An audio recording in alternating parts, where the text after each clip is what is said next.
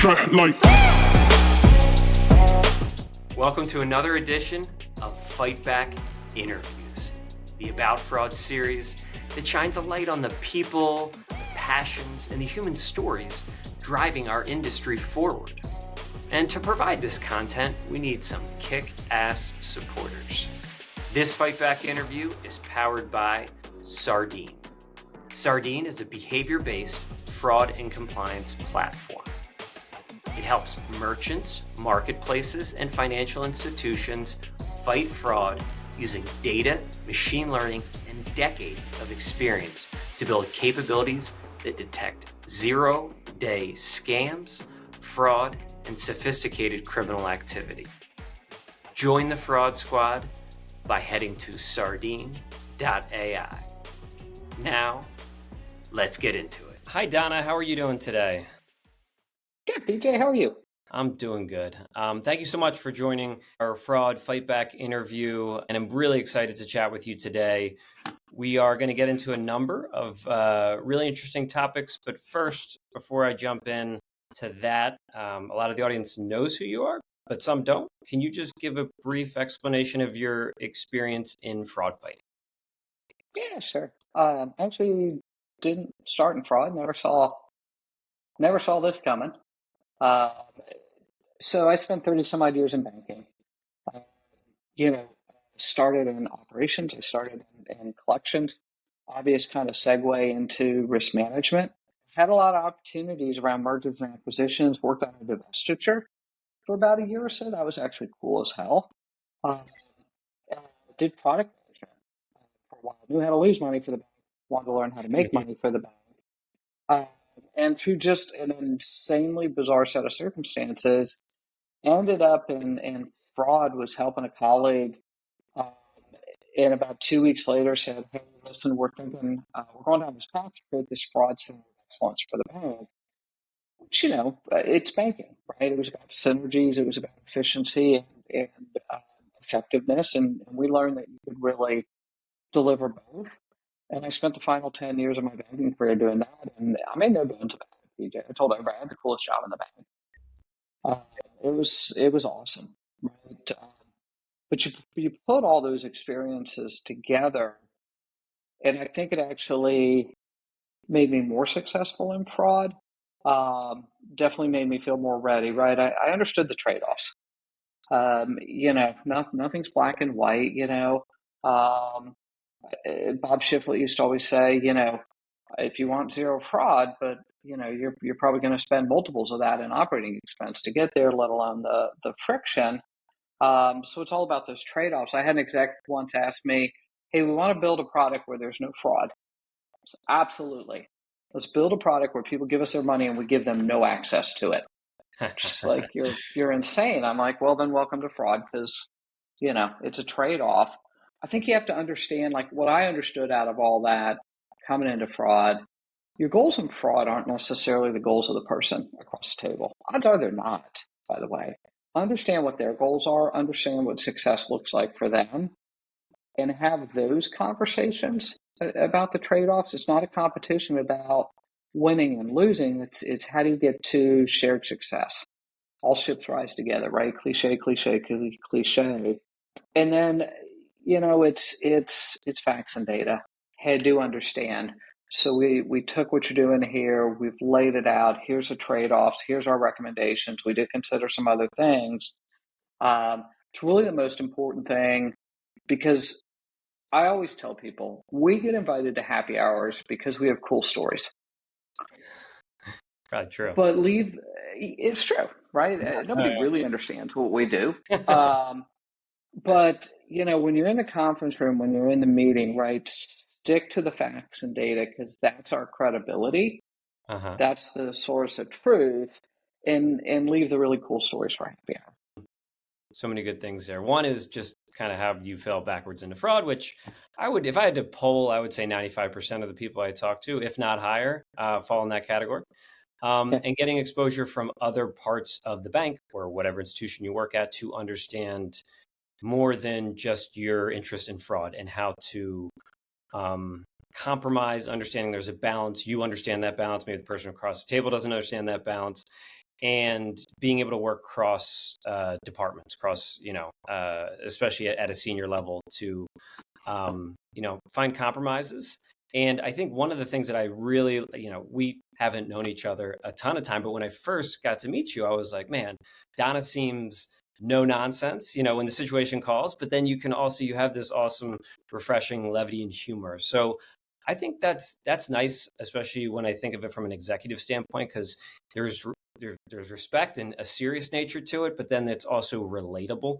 So I'm just curious, as a personality, is that something you've always had? Is that just your natural personality, or did that grow over time and you kind of learned some things?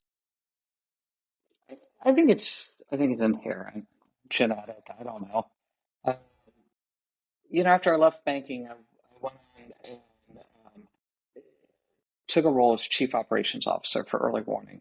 Actually, originally just went out there to help them kind of set up a fraud program, and doing it at the industry level. But when you talk about like injecting humor, I talked earlier about when you're just working with your colleagues, teammates across the bank and shared success and understanding what success looks like for them. Well, then you take this to the industry level, and now you're talking about competitors. So a lot of passion for whatever the fraud problem was to be solved at the time. And then you layer on this very fascinating dynamic. They're all competitors. Mhm. So, yeah, there's absolutely distinct elements of shared success, but there's still very distinct elements of competition there.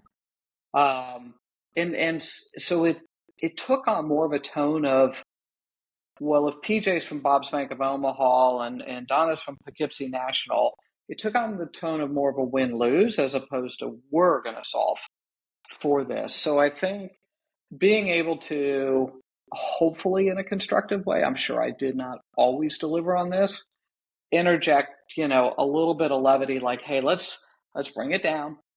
Let's, Yeah. everybody take a deep breath. Let's go here, right? I think there's a time and a place, and I think anybody that I've worked with um, would probably say that, I every strength taken to an extreme, right, can become a weakness. I'm probably too quick with the snark at times. So as with everything in life, apparently there's a balance. Who knew? Yeah, but yeah, of course, yeah. But there's that, and I relate with that from a personality standpoint, in the sense that I think when you're managing lots of different relationships, sometimes whether it's competitive or egos or lots of things, there's a tension almost, and I like to be the one to bring the tension down a little bit, so we can put barriers down and find productive answers to it. And I think humor is a great way to do that.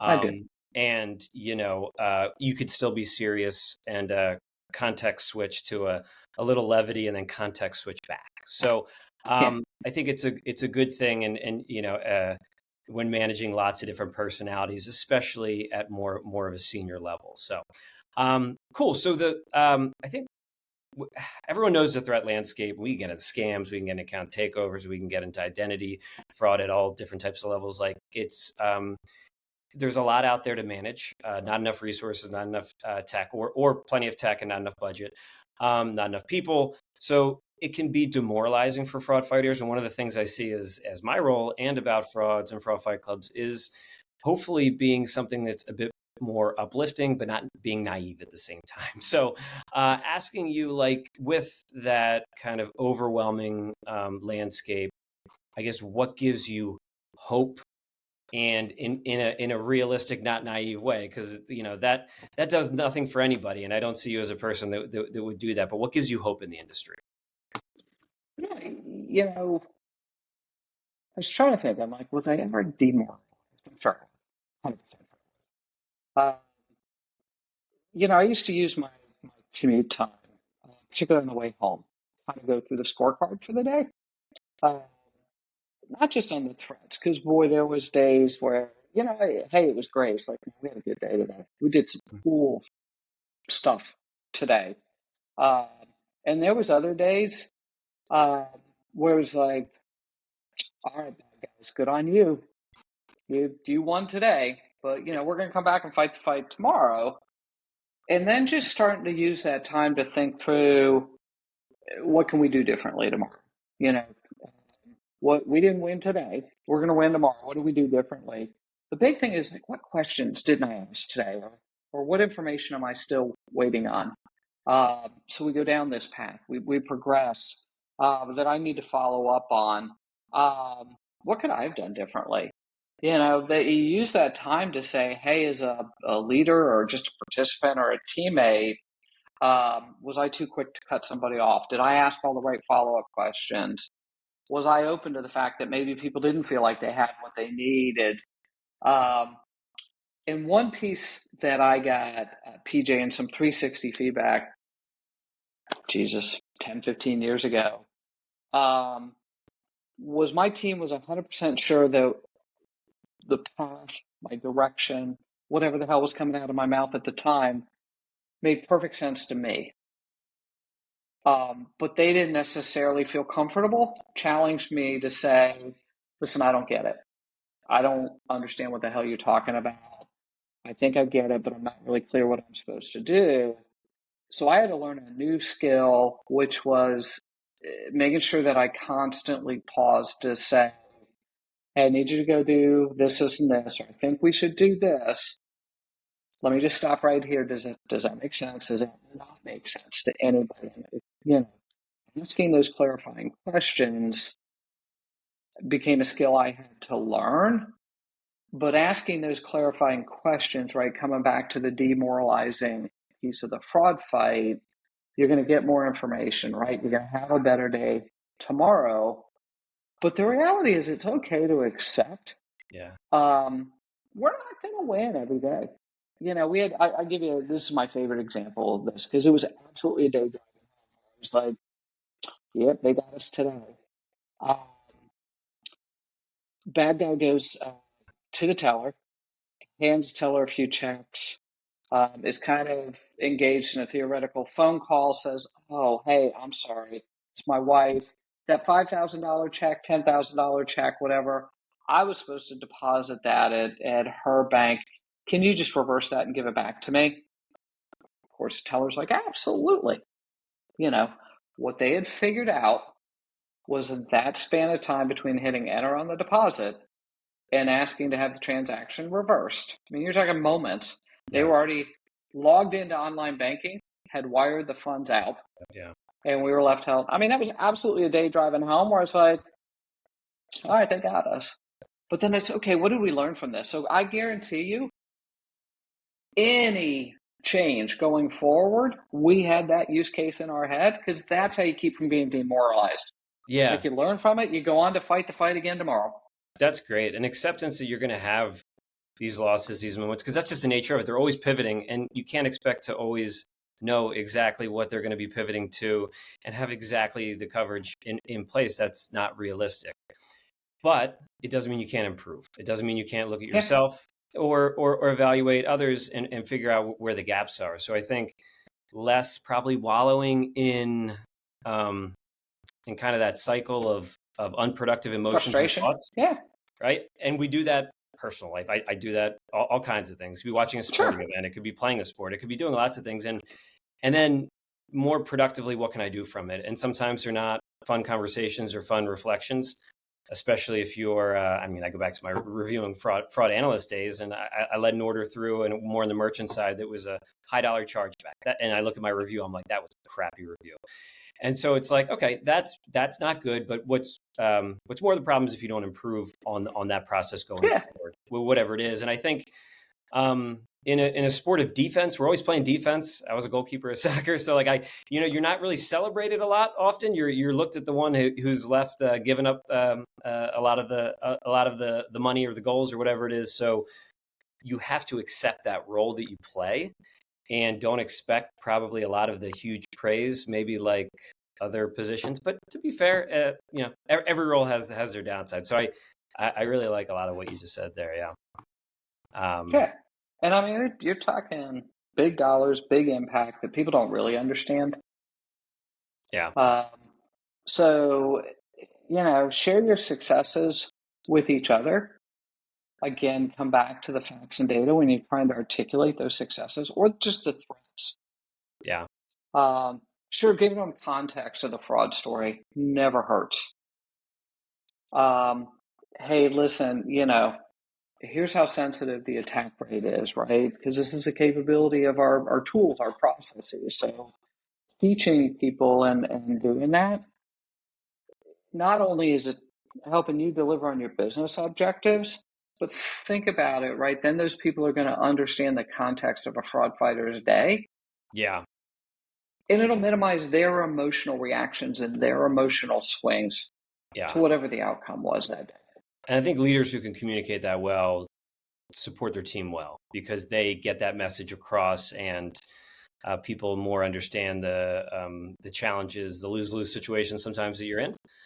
So it's helped to have having leaders who can communicate that. So quick switch to a topic that kind of has interested me more and more in recent years, and it's kind of women's evolution into senior level fraud fighting roles, into the C-suite, and it's come a long way since you started for sure. So my question to you is like, what do you think, the programs that are out there, the communities, all this evangelism, what do you think's, I guess, working well, and some things we should keep leaning into? Because I think there's lots of things out there and lots of groups and lots of activism, which is amazing. And being a woman, being somebody who's moved into the C-suite and kind of had a front row seat, what do you think's working well? Um, we had a phrase at early warning uh, that one of my colleagues introduced to us because it was I think out of the 11 people on the C-suite, I think 9 of us were women. Oh wow. It was pretty crazy. And she would say, straighten each other's crown, don't knock it off. Mm. And I hope that this is less of a variable today, although I doubt it's been eradicated. When you looked up, right, you didn't see anybody that looked like you. I used to refuse to put up my nameplate or wear a name tag at industry meetings because I'm like, you can't figure out which one I am.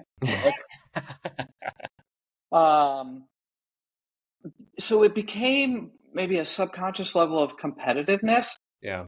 Like, listen, we're all not going to be successful, so I gotta, knock out the competition Yeah. around me. So I hope that we're moving beyond that again. I'm not naive to think that it's been eradicated, but think about the women around you, not just in fraud risk management, but across your ecosystem, as people to potentially straighten your crown for you, not knock it off, and Love it. engage your conversations and engage your relationships this way. Again, hey, I want to know, what do your goals look like this year? Hey, is there anything I can do to help you? And I used to always preach to people, um, understand each other's goals and always say, how can I help? But understand that comes back to you. When people say, hey, I need some help, you got to be there. Yeah. So I think that's true, right? Regardless of gender. I think broadly, be you. And listen, I won't blow smoke, right? I'm sure, instead of being assertive, I was considered aggressive. I'm sure I was considered bitchy, and emotional and all those things. And I'm sure that's all not gone away, but be you, be comfortable being you, bring your whole self, because that's when you're going to be most consistent, and most trustworthy. Yeah. Um, Yeah. know your numbers. Again, take, this, hey, this isn't, it's not to say that you're not going to get reacted to emotionally, but all the more reason to know your numbers, know your facts and data. Hey, listen, I understand that this is hard to hear, but take a look at the analysis that we've done here. And again, just keep bringing it back. Be you, but be grounded so that you're showing all the right skills to take that emotion. That emotion can be eye rolling, it can be you're getting discounted, talked over, whatever it is. That's a way to ground that nobody can fight. Yeah. Um, lean in, right? And I was guilty of this. We tend to wait. I was raised in a house, speak when spoken to. Mm. Probably the worst thing that could have happened for my professional career.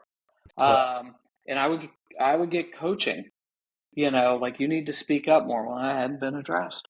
But lean in, right? Be you, but ask for the opportunities, talk about the opportunities. I was lousy at networking. Absolutely lousy. So that's what I mean by lean in. Um, I still tell people, I mentioned this to you earlier today. There's I think it's Sheryl Sandberg. She was the COO at Google, Facebook. And this book's got to be 20 years old now. But it talks about leaning in, and it talks about like just kind of our societal norms and how even subconsciously we don't lean in. We don't ask about the opportunities. We don't post for the job. We don't. Stacy Purcell was saying last week, hey, she learned you got to go smoke cigars and drink whiskey. Can't stand either. But it's networking, right? It's not willing to accept being on the perimeter. That's what I mean by leaning in. Ask the business questions. Hey, listen, I'm not understanding how that connects to what we're trying to solve for here. And I would say finally, keep the bar high. Don't, and again, this is part of this the way I very grossly generalize this notion of leaning in. I was told in I think it was maybe the very first performance review I ever got, I expect too much of my peers. I'm pretty sure that was supposed to be constructive feedback that I was supposed to change behavior as a result of. I took it as the biggest compliment I've ever gotten in my career. And I just leaned, I'm like, I'm not going to lower the bar. I know when I know when I'm capable of doing better. I know when you're capable of doing better, and I'm going to call it out. There's ways to do it. And did I always do it perfectly? Oh, hell no. Oh my God, there's so many snarky phrases I wish I could swallow back. Don't do those things. But be you, be fact-based. That takes the emotion out of it, and seek information, seek colleagues, seek solutions, seek opportunities. Don't wait for them. Yeah. So I'm just going to let that breathe. There's so much good there. That the only thing I'll comment is because I was nodding along heavily at one point, because even as a man, there's very relatable, great advice there as far as being authentic. And there's going to be other people, the competitive component of course, only one person or a couple people are going to get promoted to that, but that's, when that's your focus, that's a toxic kind of environment, and it's toxic within yourself, and you don't ring true and you don't perform the best. So, and then, certain number of those things are just absolutely amplified for women, which you can speak to much better. So, yeah, thank you for all those great insights. So I'm going to go to your experience at Bank of America, which was 21 years, if LinkedIn is accurate. And kind of not a snarky question, but offhanded question: is it true that every fraud fighter has at one point worked at Bank of America? I feel like that is BAC Mafia. We had something called the threat metrics mafia, obviously on the solution provider side. We need to have a Bank of America mafia, because the more and more people I meet, it's like, I worked at Bank of America. I'm like, oh, of course you did. But on a serious note, you spent a lot of your career there. So I guess what bits of wisdom, because I think a lot of great stuff we get from folks like yourself is wisdom. Of course, you could be tactical and you can lay things out too, but wisdom is stuff that you achieve through experience. And what wisdom kind of from your 21 years of Bank of America would you like to share? I'll tell you what I told everybody when they came in the door. You got hired because you're smart. You get to stay because you can deliver. Yeah. We when we built that center of excellence, right, it was an insane opportunity to take the best of the best talent-wise. And yeah, they were all smart. We did some cool stuff, right? You had to be smart. You had to be on your toes. You had to know your game. But you got to stay in the group because you could deliver. Yeah. And that, don't even need to pollute it down with anything more than that, because that's, again, universal, good kind of advice, right? Whatever you're striving towards, especially as you get to upper echelon of talent, and And that's not meant to be toxic competitiveness. It's meant to be thrive in that excellent, that center of excellence, right? Learn from others. Admit when you make mistakes, and teach others. Don't try to hoard all that knowledge yourself. And no, it's trade-offs, right? When you say you can deliver, yeah, it's delivering on your objectives, but it's also because you understand your teammates and colleagues' objectives, and you're enabling the greater success. There's a team sport component. And that shines through, even without you pointing out as an individual, hey, I helped this person. I think good managers and leaders see that. They see that selflessness, and ideally, that's probably people they want to bring up in the org. Yeah. Okay, kind of a fun question, because your profile is awesome, and you have other different things. So you're an advisor to the Carolina Panthers, and part owner of a brewery, which is very cool. So it has nothing to do with fraud. I'm just super curious how all that stuff happens. The theme is probably, my husband and I are very passionate about our community, investing locally, helping nonprofits locally, serving on nonprofit boards locally. We're very passionate about the community. We fell in love with Charlotte. We live in a little town north of Charlotte. So I think the theme you see there is just very proud and how invested, no pun intended, we are in our community. Clearly you can tell we love the Panthers.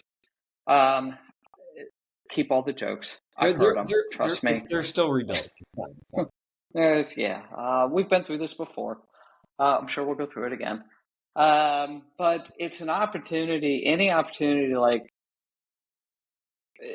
invest. Like, some of the funds that we invest in are all about local, maybe regional startups, early stage companies. The Panthers, our sports teams here, the Hornets, FC, et cetera, are such a big part of any community where they have those professional teams, right? To me, this was when the opportunity presented itself, it was such an easy yes. Yeah. To talk about how do you strengthen that bridge between the team and the community. It's a tough business, but small, locally owned businesses are at the heart of every community. Not just economically, but as gathering places and interacting places. And I don't know that any of us have ever been in a small craft brewery in any community anywhere, and you've not sensed that that's exactly what it is. It's a gathering place. So again, that was an easy yes. Yeah, I bet you those yeses are the authentic yeses, the ones that have a purpose behind them, that feel easy, probably because they're less. Yes, you're investing, but there's more to it than that. This isn't investing in the stock market or, X amount of return you're going to get for this. This is deeper, which. Yeah, I always tell people, don't ask me about the beers. I'm not actually much of a beer drinker. Ask me about the margins, ask me about unit cost and cost of goods and all this. Yeah. Don't ask me about the beers. Hey, you're not a brewer, so that's fair. Nah. Well, I'm sad I have to wrap this up. This is such a fun conversation, and this is what this is meant to be. These are meant to be a bit more casual, but hopefully insightful and a layer deeper on things we don't always get to talk about in the fraud fighting industry. So the interview series is named Fight Back Interviews. It's a fun name, great branding. But also, I feel like fraud feels like we're always, and we touched on this, we're kind of always getting yelled at and being saying like, hey, you're losing too much, you're upsetting customers, and then you got to get back up off the mat. So like, the question that I asked to all guests at the end is, what keeps you fighting back? And this could be earlier, it could be back in your career, like what kept you resilient? We touched on, I guess, a little bit of this, but yeah, what keeps you fighting back, Donna? The impact, the positive impact, right? The winning days, and winning days was sometimes helping people understand the trade-offs, right? You just gave the example of, hey, you're impacting too many good customers. Hey, so listen, heard you. This is capabilities we have here. If we loosen up here, see what happens over here. So that's why we decided to do this, because that seemed like that was going to impact your business more than this. Now, we looked at some options. So if we want to invest here, we want to change this upstream, this is what we think the impact would be. hey, PJ, what would you like to do? Yeah. And it's again, it's understanding the trade-offs, right? It's putting options. It's understanding your teammates' success. Yeah, they're frustrated. Why are they frustrated? Well, they've got a goal on customer sat. Okay, I understand that, and I'm going to help them understand, so that they can articulate it to their boss. It's just, it's okay. It's okay to push back, but help people understand. Bring them along with you. Leave the stories for context and happy hour, facts and data. That's what Yeah. makes us incredible professionals. Yeah. And the fighting back is that layered problem solving you just went through, the communication, Yeah, the studying the data, the how do you present it, how you talk, and there's a relationship skill here, and how you talk to another exec or somebody more junior in your team, or um, and I think that's fun for some people, and motivating to keep trying to yeah, solve, because that's not easy. That's not an easy challenge every day. And I imagine easy jobs would get boring after a while. So fraud is, exactly. if fraud's one thing, it's not boring. No No, of one could tell you that it's boring. Um, awesome. That's it. Thank you for taking a half hour to chat with course. me. And we talked earlier today that we're gonna hopefully see each other in person in a couple Yep. months. That'll be fantastic. And as a fraud fight club coach, and so I guess you're stuck talking to me for a little bit longer, but in all seriousness, really appreciate your contributions, not just to the stuff we're doing, but to the community of fraud fighting, well beyond I knew you, well beyond I was even in the industry. So thank you, and we'll say bye here.